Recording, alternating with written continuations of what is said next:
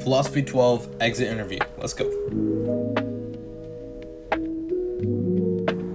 According to Plato, knowledge is a justified true belief. There we go. What are get-your problems and how do they challenge this prevailing definition of knowledge?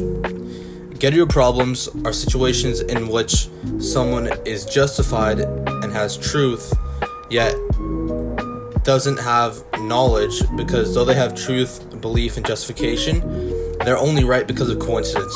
For example, I see Jaden walking his dog down the street at 4 p.m., but really it's Mr. Sharma with a pretty golden wig on, right? But at the same time, across the street, Jaden in actuality is walking his dog. I don't have true knowledge because it's only based upon coincidence and not upon actuality, right? Because it was only a coincidence that it was true, so it isn't knowledge. Since this was only happening by pure coincidence and not by intuitive knowledge, this is an issue that contradicts what JTB theory is. JTB theory is knowledge is defined as belief, truth, and justification. So though you have all of these, it's only true by coincidence, so is it really knowledge? Get-your problems now prove that it isn't knowledge and has made philosophers now revise what knowledge really is in definition. Marx argued that private property enables the owners to exploit the workers as the workers sell their labor for wages, but the owners are able to create their own wages, right? And create their own equity and wealth. This exploitation leads to inequalities and keeping the rich richer while the poor stay poor because they don't have any power. Marx viewed these lands as a tool that allowed the owners to only benefit the ruling class and not allow for the workers to ever have power or livable wages apart from their job. So they'd be stuck staying poor.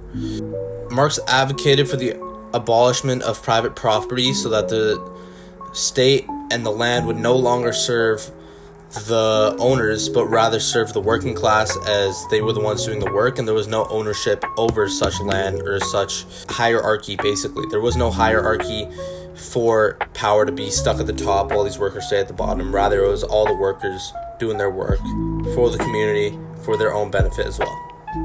This statement relates to the understanding of the state as an oppressor, as the state owners and the estate oppresses those below for them to stay rich. Within the course of Philosophy 12, I feel I made the biggest improvements within really speaking my mind and thinking within philosophical ideology, along with being able to read and annotate and find ideas within text. Rather than just reading text for text, I'm able to bring out meaning through it and show that through my work. I feel like this is what I've improved the most on, because at the start of the year, I would just read things to read things and not really delve deep and try finding meaning within them. My favorite task within Philosophy 12, honestly, was this one we're doing right now.